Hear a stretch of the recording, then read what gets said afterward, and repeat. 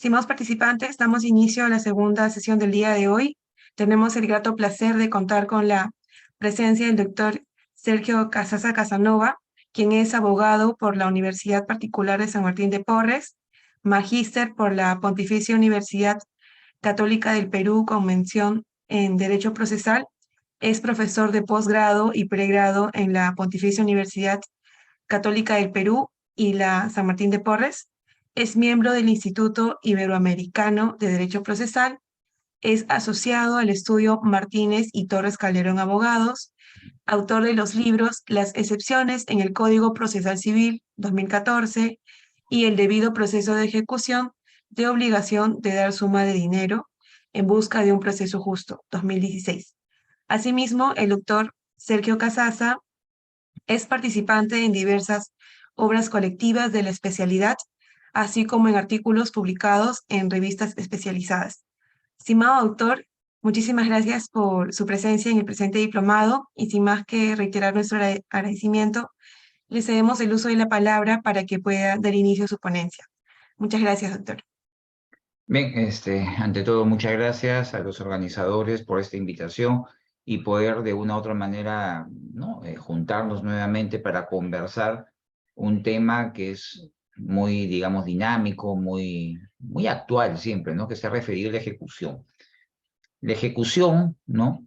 Requiere, obviamente, partamos de que dentro de los temas de tutela hay una tutela cognitiva, una tutela ejecutiva. La tutela cognitiva, como ustedes bien saben, es aquella que de una u otra manera las partes aportando hechos buscan que el juez declare un derecho, en tanto que la tutela ejecutiva tiene una lógica inversa. La parte solicitante no requiere de una u otra manera que se le declare un derecho.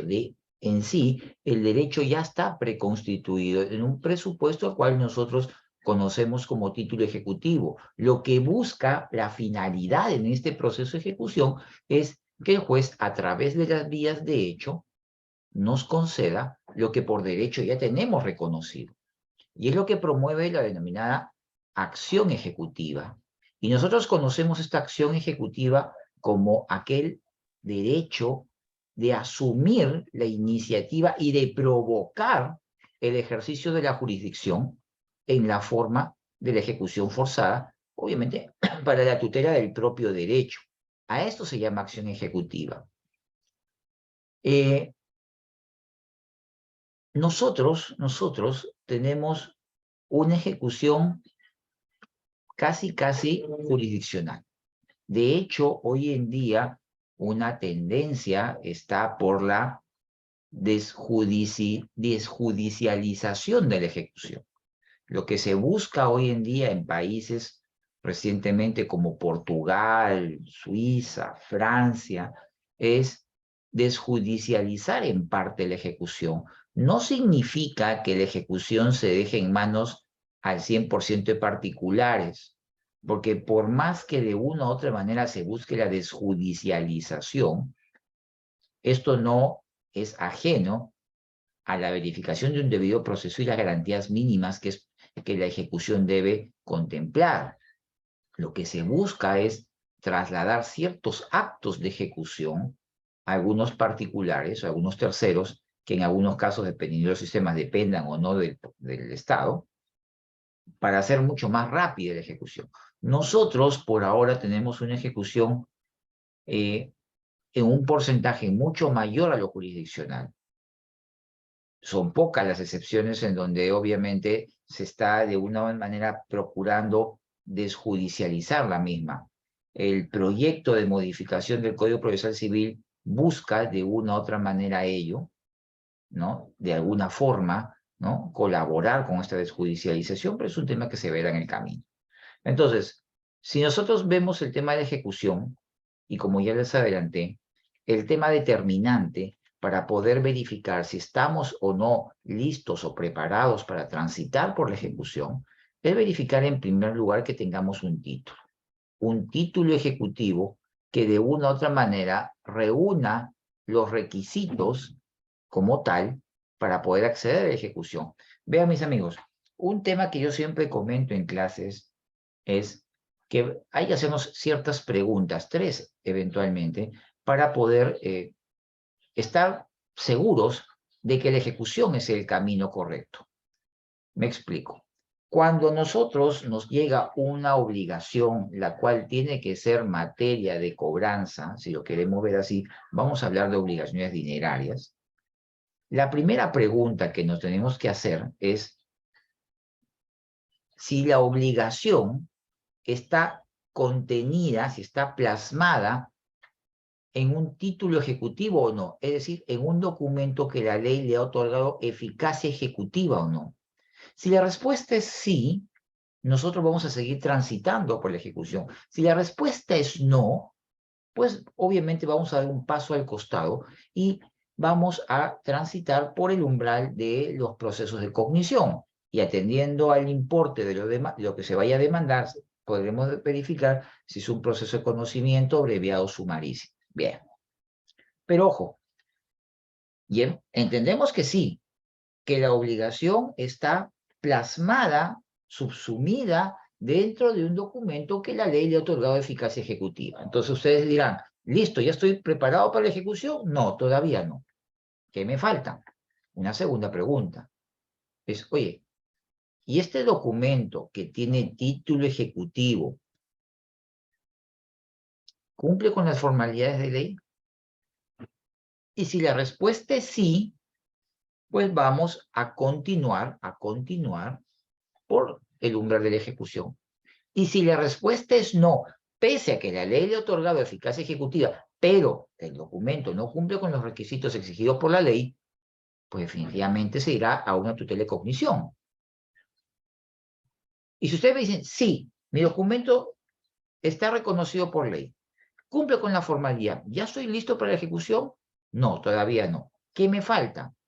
Hay que cumplir con ciertos elementos. Es decir, que la obligación, y hablamos de obligaciones dinerarias, tenga, o sea, cierta, expresa, exigible, líquida o liquidable. Entonces, cuando hablamos de una obligación cierta, lo que nos estamos refiriendo es que los elementos objetivos y subjetivos de la obligación estén plasmados dentro del ámbito del documento al cual nosotros hemos denominado título ejecutivo. Expreso es un reforzamiento, es decir, que la obligación emane del propio documento. Exigible está referido a que la obligación que se reclame no esté sujeta ni a condición ni a plazo. Por último, líquido liquidable, lo que nos dice es que de una simple operación aritmética, en base a los factores que del propio título se desprendan, podamos de una u otra manera saber cuánto es lo que se nos debe. Entonces, fíjense, hay 3 preguntas que hacerse. La primera es si es que la ley le reconoce título ejecutivo. Ahora, por ahí ustedes me preguntarán, ¿y cómo yo sé reconocer al título ejecutivo? Bueno, hay 3 premisas que debemos de considerar cuando hablamos esto. La primera, el blocado nulo executio sin el título, lo cual nos dice que sin el título no hay ejecución. Perfecto. ¿Y cómo lo identifico? Hay sistemas. En legislación comparada se conocen 3 sistemas. Un primer sistema de titulación taxativa, en donde, en base a esto, solo pueden ser títulos ejecutivos aquellos que la ley señale como tal expresamente. En otras palabras, cuando la ley le reconoce como tal dicha eficacia. Es decir, las partes no podemos, por mejor intención que tengamos, dotarle de eficacia ejecutiva a un documento que la ley no le reconoce como tal.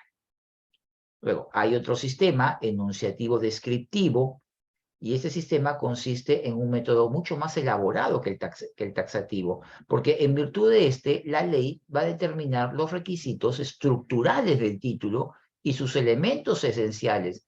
De una u otra manera, no me va a decir cuál es, sencillamente qué elementos, qué requisitos debe tener, y el juez verificará si en efecto los cumple o no los cumple. Y por último, tenemos un sistema de integración que consolida en buena cuenta ambos sistemas. ¿no? Los anteriores. Y ejemplo de eso tenemos Chile, tenemos Colombia. Nuestro título ejecutivo, o mejor, nuestro sistema, nuestro modelo, es un sistema taxativo. Y ahí es donde viene el brocado nullum titulus sine lege. Es decir, no hay título sin ley. La ley será la que le otorgue la eficacia ejecutiva. Eso lo vemos hoy en día con el artículo 688, cuando nos dice que solo se puede promover ejecución en virtud de los títulos de negociación judicial, extrajudicial, según sea el caso, y patatín, patatán, y eso comienza a enumerar el código. Y una última idea que hay que tener siempre es el principio de unidad jurídica del título. ¿Por qué? Porque se conoce títulos simples, títulos complejos o compuestos. Un título simple es aquel que se construye con un documento. Por ejemplo, un pagaré, una letra, un documento es un título. Pero también se conocen como títulos complejos, ¿no? Aquellos en donde la suma de varios documentos, ojo, varios documentos en conjunto hacen un título. Por ejemplo, si yo quiero demandar una letra a la vista por cierre de cuenta del artículo 228 de la ley de banca, pues la letra a la vista más la carta de comunicación, los dos me hacen un título. Otro ejemplo, en los contratos de arrendamiento, el contrato más el recibo, en conjunto me hacen un título ejecutivo y puedo demandar ejecutivamente el pago de arriendos. Entonces, si nos damos cuenta, hay veces en donde la suma de varios documentos en conjunto me construyen un título. Y eso es lo que se le llama títulos complejos. Bien, con lo cual, primera pregunta ya desarrollada. La obligación está contenida, o mejor dicho, en un documento que la ley le reconoce eficacia ejecutiva. Sí. Segunda pregunta. Oye, este documento cumple con los requisitos que la ley señala. Ya que la ley creó el documento y le dotó de eficacia ejecutiva, pues la ley le va a figurar los requisitos formales que éste tiene. Y si se cumple, pasamos a la última pregunta. Esta obligación es cierta, expresa, exigible, líquido, liquidable. Y si la respuesta es sí, pues ni vuelta que dar, ya podemos acceder a la ejecución. El Código Procesal Civil, a raíz de la modificación que hizo hace años con el Decreto Legislativo 1069, modificó la calificación de título ejecutivo y ejecución y lo cambió a títulos de naturaleza judicial y extrajudicial. Con lo cual, la calificación viene dependiendo del órgano que expide, ¿no?, el título. Si es uno embestido de jurisdicción, sea arbitraje o sea juez ordinario, será judicial, y si no, será extrajudicial.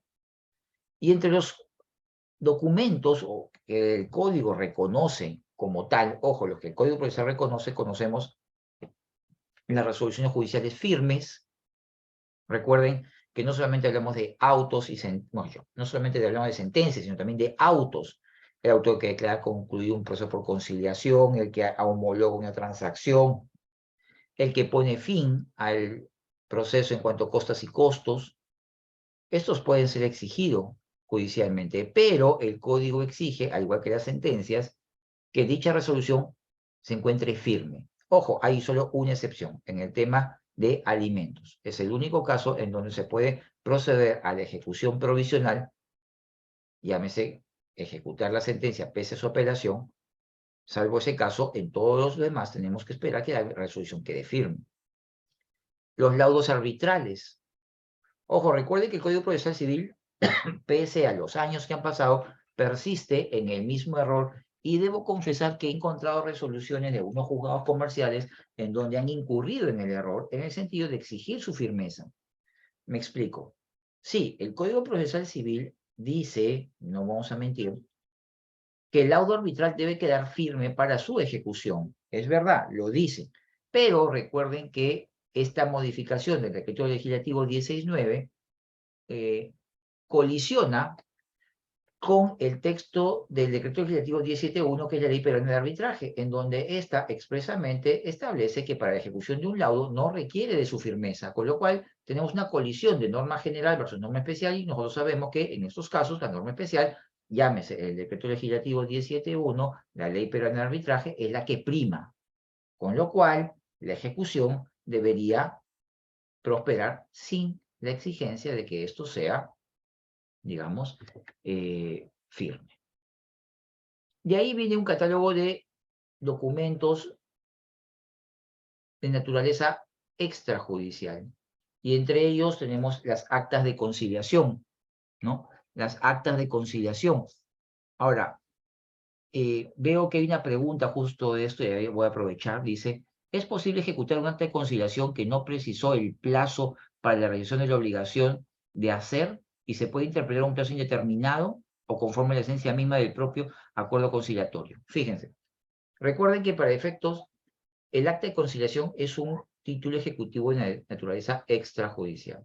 Y como tal, como todo título, y sea judicial o extrajudicial, no está exento del control del juez sobre la ejecutabilidad del mismo. El juez debe controlar los elementos extrínsecos del título, y uno de ellos es el plazo, el cumplimiento del plazo.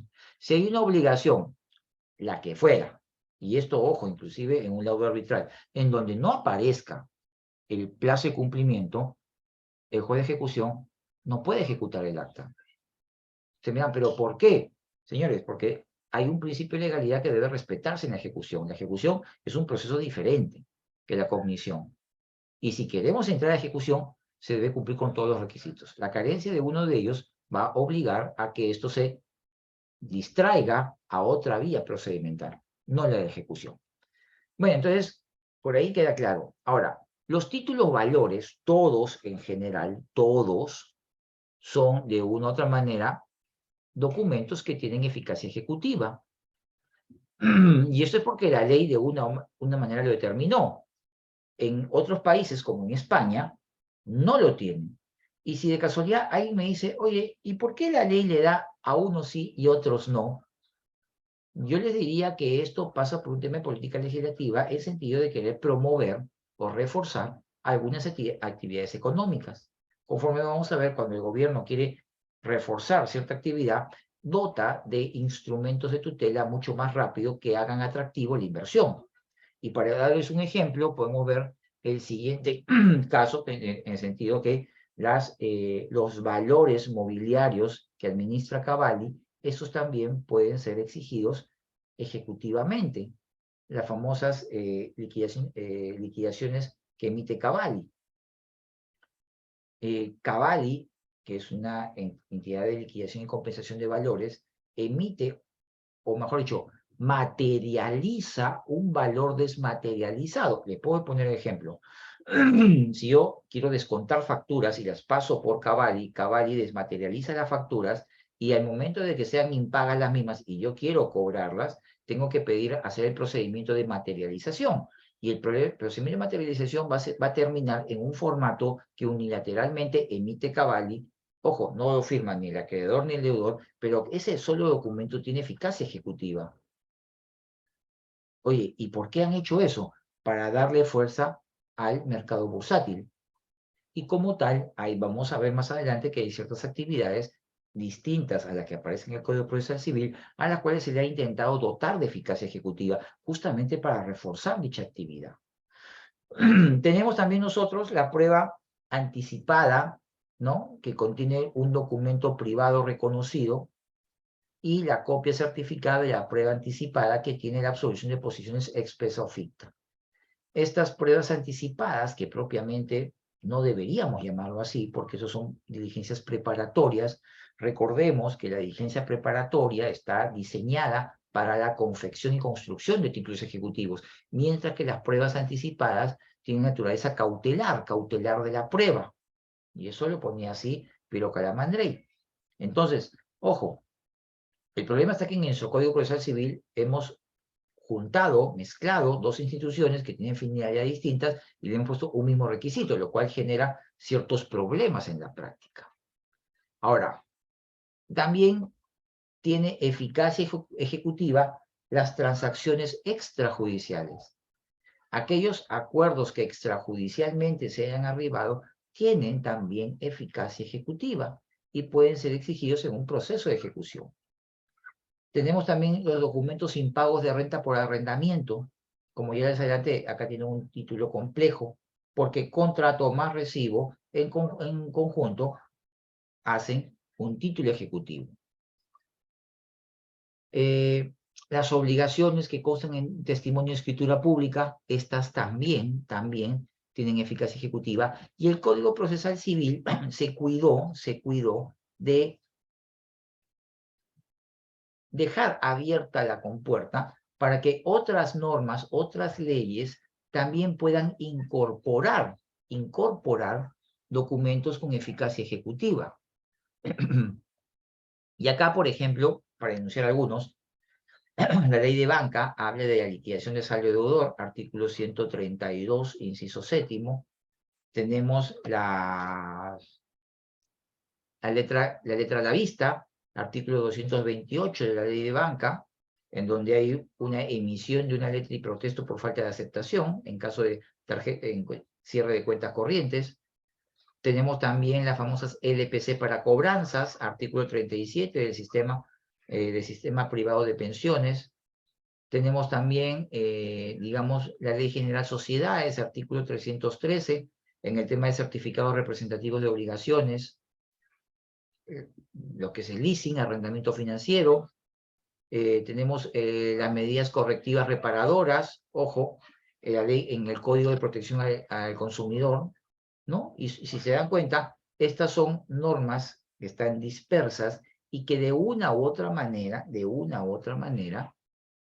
admiten, ¿no?, la posibilidad de dotar de eficacia ejecutiva a otros documentos. Entonces, dicho esto, ya tenemos claro que requerimos un título ejecutivo para poder acceder a la ejecución. Pero la ejecución en sí, ¿qué naturaleza tiene?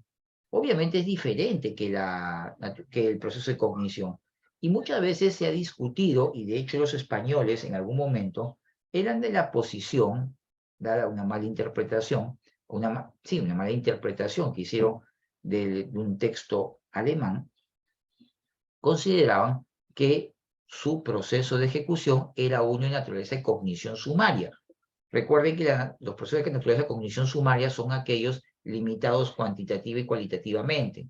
No se puede alegar todo, no se puede probar con todo y aceleración de plazos. Te dijeron, oye, mi proceso de ejecución, el español, es igual al documental alemán que tiene naturaleza de cognición sumaria. Entonces, el mío también lo es. Y como nosotros, Perú, nos copiamos un poco de esa estructura hispana de la ejecución, pues decían que el nuestro tenía naturaleza de cognición sumaria. Ahora, otros, los italianos, los brasileños, decían, no, la ejecución es netamente naturaleza ejecutiva.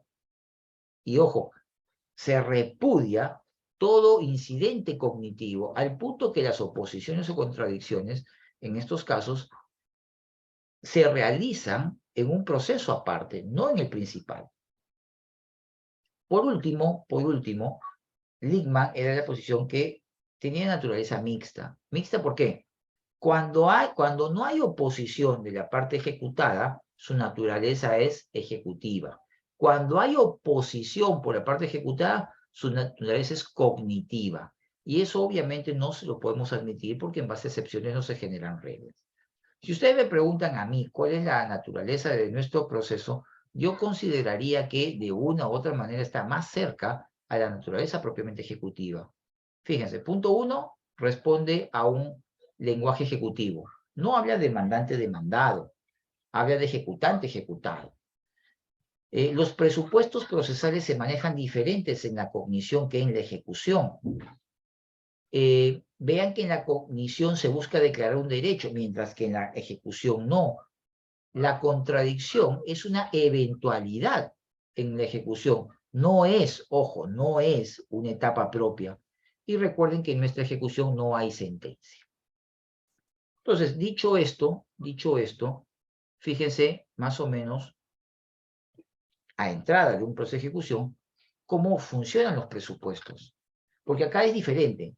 El tema de los presupuestos materiales, la legitimación y el interés para obrar, funciona de una forma distinta a cómo funciona la cognición. Siempre hemos dicho que en la legitimación es una posición habilitante en donde la parte invoca ser titular de un derecho en discusión. La ejecución no. La ejecución se basa bajo la popular frase papelito manda. Si yo no aparezco como sujeto, acreedor o deudor en el título, no soy parte del mismo, parte de la obligación, con lo cual no puedo demandar en ejecución. Y el interés ya no es ese criterio de utilidad, sino que el interés se plasma como consecuencia del incumplimiento de la obligación. En el tema de la competencia, ojo, bueno, a ver, vamos antes de eso. La demanda ejecutiva no solamente cumple con el 424-425, sino que en la ejecución, salvo los procesos especiales, se requiere 424-425 y además adjuntar el título. Ojo, no copia legalizada, no copia certificada, sino el título como tal. De hecho, si yo no presento el título, corro el riesgo que se declare improcedente mi demanda. Las reglas de competencia, ojo, las reglas de competencia son diferentes en el proceso de ejecución que en el de cognición. Y acá hay tres reglas distintas.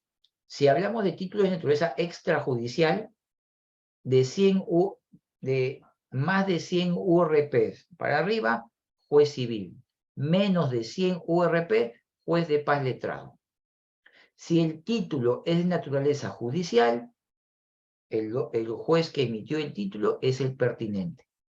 Y cuando se refiere a ejecución de garantía, el título, mejor dicho, el juez competente siempre será el juez civil, indistintamente del importe a demandar.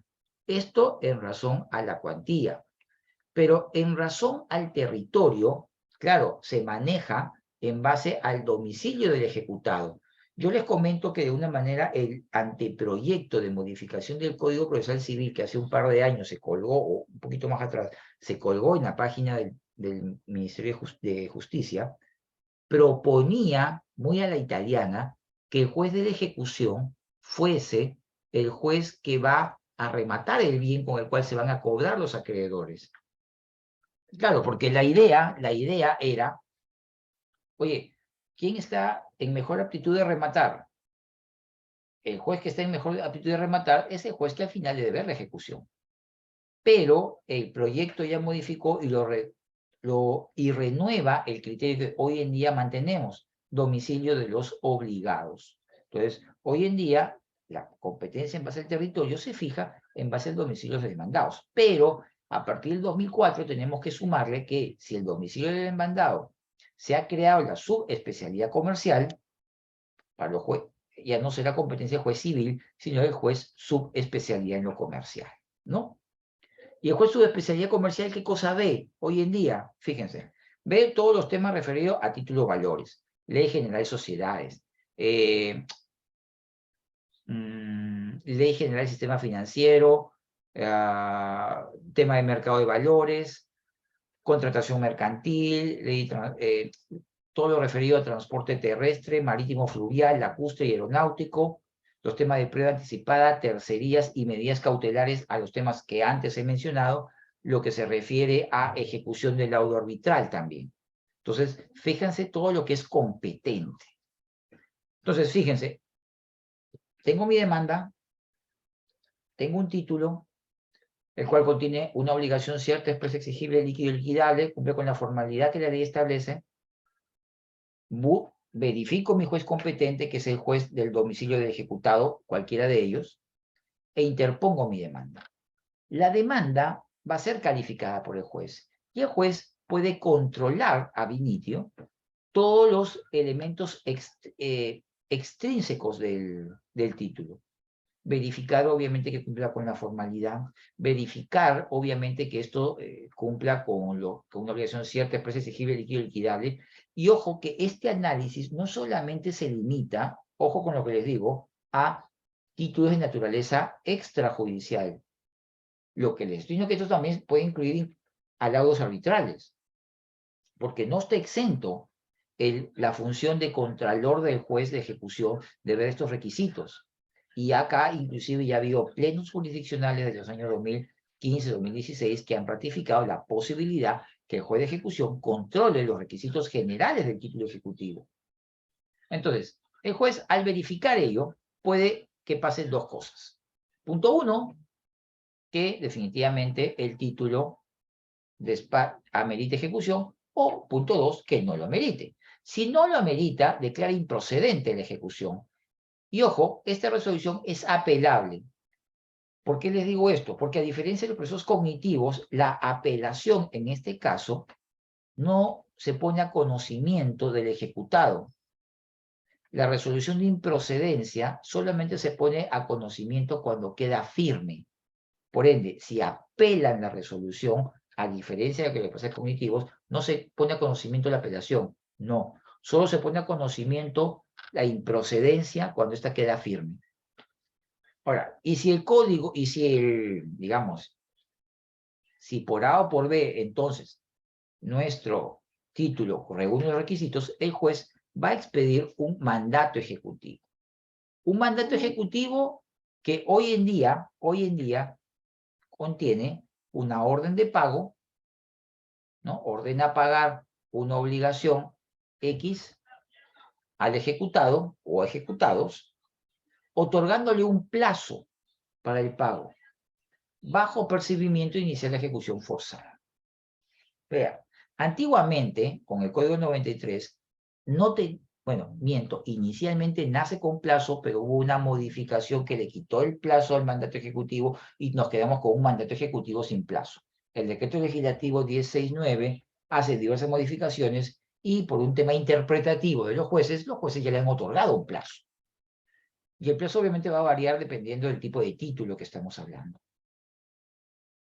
Entonces, si se expide un mandato ejecutivo en una obligación de dar suma de dinero de título de naturaleza extrajudicial, se le va a otorgar un plazo de 5 días. Claro, es el mismo plazo que tiene para contradecir. Y durante esos 5 días, el ejecutado tiene alternativas, entre ellas, ojo, entre ellas, la de proponer la oposición o la contradicción. Si ustedes me dicen, ¿y qué viene a hacer eso? Indistintamente de que el término no es el más feliz, porque en otras legislaciones española o argentina le llaman oposición a la ejecución, los brasileños le llaman embargo, sí, embargo. Ustedes miran, y la medida cautelar, ¿cómo le llaman ellos? La penora, o sea, es diferente. Nosotros llamamos contradicción, ya. Olvidémonos del término. ¿Qué viene a hacer? Viene a ser un medio de defensa que se le ofrece al ejecutado para combatir la ejecución que se despacha frente a él, ¿no? Y que siempre apunta a cuestionar la eficacia ejecutiva del título en base a vicios que se puede tener. Su naturaleza jurídica siempre ha sido discutida, si es declarativa o constitutiva. Yo particularmente soy de la posición que es constitutiva porque le doy firmeza y resalto la fortaleza que tiene el mandato ejecutivo y cualquier alteración a los efectos del mismo es un cambio, con lo cual para mí es constitutiva. La profesora Ariano, y yo comparto su idea, en el sentido de que la contradicción es un ataque que hace el ejecutado dentro del proceso de ejecución al título con la intención de restarle eficacia al mismo. Y de hecho, Salvador Esata decía, oye, si lo que permite la ejecución es la eficacia ejecutiva del título, entonces la oposición tiene que ir a restarle eficacia ejecutiva al título. Y de una u otra manera, los supuestos de contradicción van a ir directo a atacar todos aquellos supuestos que el título ejecutivo requiere para dar eficacia. Si yo les dije que se requería requisitos formales, una obligación cierta, expresa, exigible, líquido, liquidable, todos los supuestos de contradicción atacan esto. Claro, ojo que los supuestos de contradicción van a variar si es que vemos en título ejecutivo de naturaleza judicial o extrajudicial. Si es un título de naturaleza extrajudicial, pueden deducir la inexigibilidad o iliquidez de la obligación, la nulidad formal o falsedad del título, la extinción de la obligación. Inexigibilidad, ataca la exigibilidad. Y liquidez, líquido liquidable.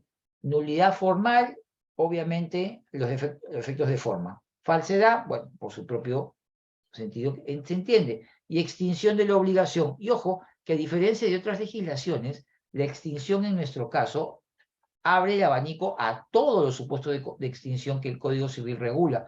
No solamente el pago, sino a todos los supuestos de extinción.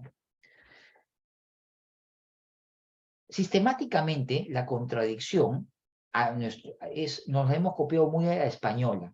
Es un incidente incrustado dentro de la estructura de la ejecución. Y de hecho, el efecto que genera este incidente es de suspender la ejecución hasta que termine en definitiva. Es un incidente de tramitación simple, rápida, con limitación cognitiva, porque fíjense, no pueden alegar todo lo que quieran y no pueden probar con todo lo que puedan. Cuando le digo limitación cognitiva, les he dicho los supuestos de contradicción, solamente estos son los que pueden ser denunciados en el proceso por el ejecutado. Si el ejecutado desea creativamente incorporar uno diferente, señores, esto será rechazado liminarmente. Y es como si no hubiera propuesto contradicción. Oye, ¿y siempre fue así acá en el Perú? No, no siempre fue así. En nuestros antiguos cuerpos legislativos teníamos una contradicción abierta. Hoy en día tenemos una cerrada a supuestos específicos.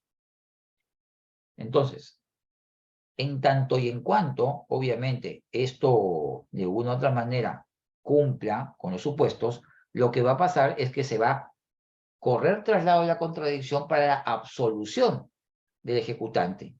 Y como les dije, acá la actividad probatoria va a ser limitada, porque solamente se puede acreditar con 3 medios de prueba: documentos, declaración de parte y pericia. No se puede ofrecer un medio de prueba diferente. Una vez que se corre absuelto el traslado por la parte del ejecutado, perdón, del ejecutante, y dependiendo del material probatorio, el juez puede convocar audiencia. ¿Por qué le digo que puede? Porque si los medios de prueba son de actuación inmediata, la norma permite al juez, y me ha pasado, que pese a ello que son de actuación inmediata, el juez convoque audiencia. Pero lo común, lo normal, es que cuando son de actuación inmediata, el juez emite un auto directamente y resuelve la contradicción en el famoso rebautizado auto final. Y esto es cuando hablamos de un título de naturaleza extrajudicial. Las cosas cambian cuando hablamos de un título de naturaleza judicial. ¿Por qué? Porque cuando es título de naturaleza judicial, el plazo para contradecir ya no es de 5 días, es de 3. Ya no son todos los supuestos de contradicción, cumplimiento y extinción. Ya no son todos los medios de prueba, son simplemente documentos. Entonces, dense cuenta, y obviamente esto no genera audiencia. Vean la diferencia que hay. Y es más, si ustedes quieren reírse un poco, ni siquiera es igual la ejecución de una resolución judicial firme que un laudo arbitral, porque la ley de arbitraje regula un procedimiento diferente, de 5 días. 5 días para el cumplimiento de la obligación o eventualmente formular contradicción. Y los supuestos de contradicción son diferentes, porque es o cumplimiento o imposibilidad de ejecutar por otorgamiento de carta fianza, conforme al artículo 66 de la Ley Penal de Arbitraje. Entonces, si se dan cuenta, los procedimientos, aún pese que son naturaleza similares, son disímiles. Entonces, ¿de qué proceso único estamos hablando? No hay proceso único. Hay diversidad de procesos. Es más, ¿se pueden deducir excepciones y defensas previas en la ejecución cuando son títulos de naturaleza extrajudicial? Sí. ¿Judicial? No. Oye, ¿y por qué no? Porque la relación jurídica procesal ya fue revisada anteriormente, con lo cual acá no va a proceder ello. Oye, ¿y el auto final es apelable? Sí, es apelable. ¿Y cómo es apelable? Y acá hay un problema. El código dice, y ojo, esto no es invento mío, el código dice que Si se declara fundada la contradicción, la apelación es con efecto suspensivo. Y está bien, me parece correcto. Ustedes dicen, ¿pero por qué? Claro, porque si de alguna manera se ha declarado fundada la ejecución, la contradicción suspendió la ejecución y por ende es una resolución que pone fin al proceso, porque no va a poder continuar ejecutando. Ok, estamos bien. Pero si se declara infundada la contradicción, ¿qué significa? Significa que el título ejecutivo está bien, es correcto y deberíamos seguir ejecutando. Y la apelación, según el código, es sin efecto suspensivo y con la calidad diferida. Claro, grave problema que cuando va a subir el expediente porque no hay otra resolución que justifique la elevación del principal. Entonces, oye, ahí debería decir sin la calidad diferida para que se arme el cuadernillo y suba. Y de hecho hay un pleno jurisdiccional que se hizo en Trujillo para ver este tema, y en donde por mayoría se determinó que la apelación debe ser sin efecto suspensivo. Pero en Lima y en casi la mayoría de la parte del país, la apelación es con efecto suspensivo. Oye, pero no es lo que dice el artículo, no lo dice. Y cuando se conversa con los jueces y se le pregunta, oye, ¿y por qué lo haces? Si acá dice bien claro que es sin efecto.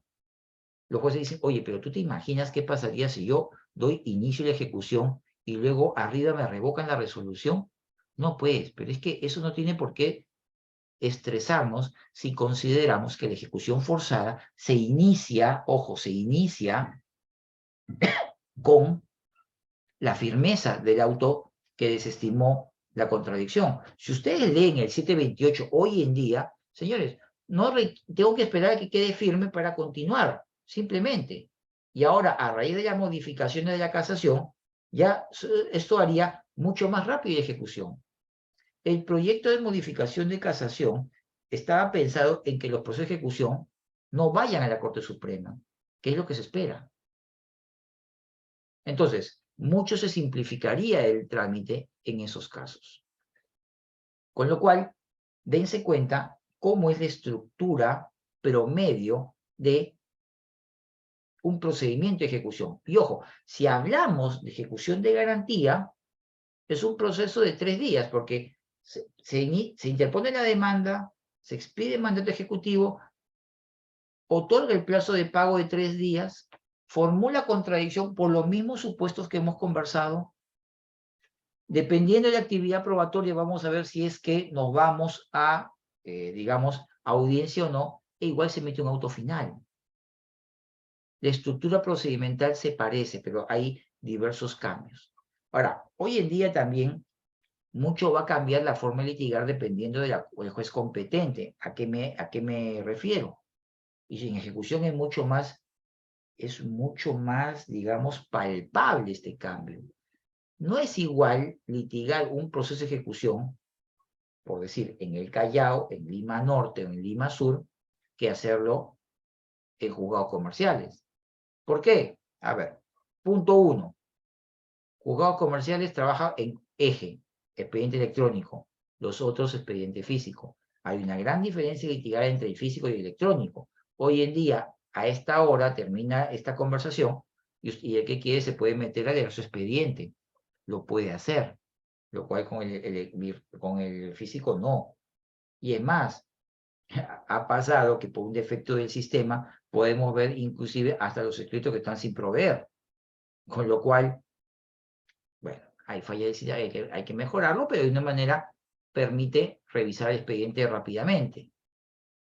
2, los juzgados comerciales tienen ya implementado los embargos electrónicos, notificaciones electrónicas, remate electrónico, que de una u otra manera en otras latitudes aún no está implementado, se están implementando. Y esto genera un cambio radical en la ejecución porque hace una ejecución mucho más rápida. Entonces, sí, definitivamente la ejecución está evolucionando. La idea, lo que se está buscando es desjudicializar un poco la ejecución para que esto sea más rápido. De hecho, algunos proyectos, hoy ya vivimos algunas manifestaciones, cuando se cambió, por ejemplo, o se le relevó del remate de bienes inmuebles al juez y pasó al martillero, es una expresión de la desjudicialización de la ejecución. Hoy en día que tenemos remate electrónico, si bien es cierto, está administrado dentro del Poder Judicial, es una forma de hacer más rápida la ejecución. De una u otra forma, queremos una ejecución mucho más rápida, porque esto obviamente ayuda a la inversión. Por eso el proceso de ejecución es muy importante de dotarlo de las garantías suficientes y de alguna manera intentar corregir todos los problemas que la ejecución tiene. Si hay un problema, para ir cerrando, que yo considero que es vital y que el proyecto de modificación no ve una solución, está referido al modelo de localización de bienes, porque hoy en día, seamos honestos, si nosotros queremos ver si el deudor tiene bienes, porque la ejecución solamente es útil cuando vamos a recuperar. Si queremos recuperar, todo parte de ver con qué vamos a recuperar, porque no es normal, no es común encontrar a un deudor que diligentemente desee pagar. Nosotros necesitamos encontrar bienes y lo único formas de acceso a búsqueda de bienes es registros públicos. Lo que no tenemos ahí, lo que no aparece ahí, es difícil ubicarlo. Entonces necesitamos de desarrollar otras técnicas, un nuevo sistema que de alguna manera nos facilite la búsqueda de bienes. En otros países, como por ejemplo en España, el juez oficia a las entidades del Estado y entre todas comienzan a cruzar información para facilitar bienes. Ustedes miran, claro, podría decir una municipalidad, oye, tu deudor tiene acá descargado una minuta de compra-venta de un departamento que no lo ha inscrito. Y obviamente, échense a buscar ustedes eso, salvo que alguien les dé el dato, es casi imposible, ¿no? Pero serían cosas. Si nosotros tenemos un mejor sistema que de una manera nos ayude a extender, obviamente, la posibilidad de ubicación de bienes, ayudaría de gran manera a la ejecución. Y con esto intento cerrar la exposición y quedo a disposición de ustedes por las preguntas que tengan a bien hacerme respecto al tema. Muchas gracias.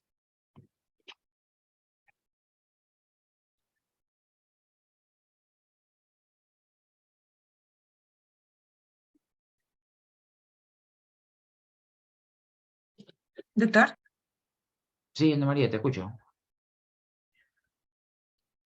Doctor, en ese caso, proseguiríamos con la ronda de las preguntas. Claro, espero las preguntas. Ya, perfecto, doctor. Le cedemos el pase, por favor, a Rosalinda, quien va a efectuar una pregunta. Claro. Rosalinda.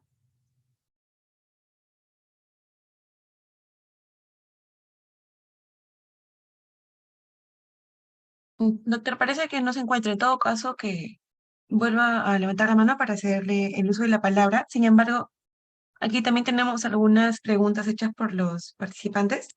¿Ya? Se las leo a continuación. Por parte de Francisco Romero, dice: Buenas noches, doctor.